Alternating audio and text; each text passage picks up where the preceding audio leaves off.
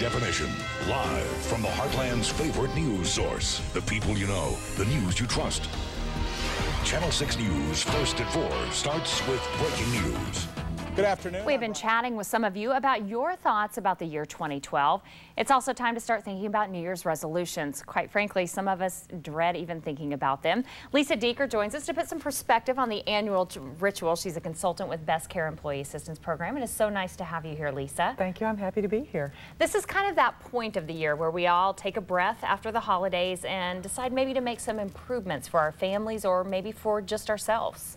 Yes, and it's a great time of year to start thinking about some changes that you want to make, but I think what happens is people oftentimes put a lot of pressure on themselves to make really big changes.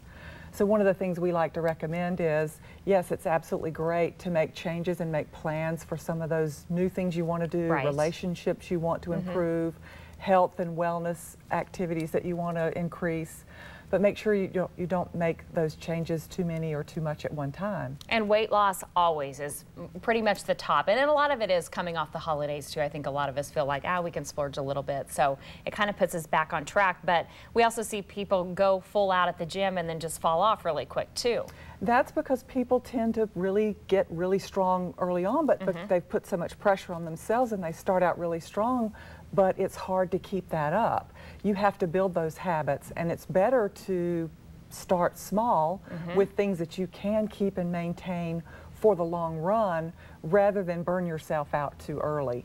And besides weight loss, another thing is, you mentioned relationships, and some of that is being able to turn off work or turn off the phones or maybe spend more time doing certain things with our families. Right. I think one of the things that we're recognizing, it's a luxury to be unconnected sometimes because we're all so connected that even though we might be sitting next to one another, we're paying attention to other things like your BlackBerry or your iPhone or your iPad. So finding ways to reconnect with your family, making those rituals become more of a habit, and scheduling things like the family dinner or like the phone call or occasional lunches to reconnect with family and friends, or to heal and mend some relationships that maybe you have let go over the past year because we're all leading such busy lives. It's hard to keep up. That's a great goal, and one that you wouldn't really think of as a resolution, because I think we go to a lot more of the common ones. So really, bottom line, kind of put a little less pressure on yourself and ease into the new year instead of having to have everything instant. Absolutely, and don't have too many things at one time.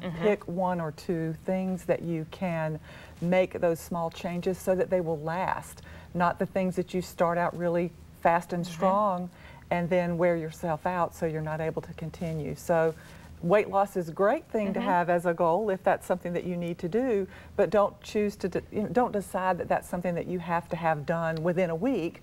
Plan for those healthy lifestyle changes over the whole year and the rest of your lifetime. Because it feels pretty good to accomplish it, right? Absolutely. Well, Happy New Year to you, Lesa. Thank you so much for coming in. Let's go back to Brian.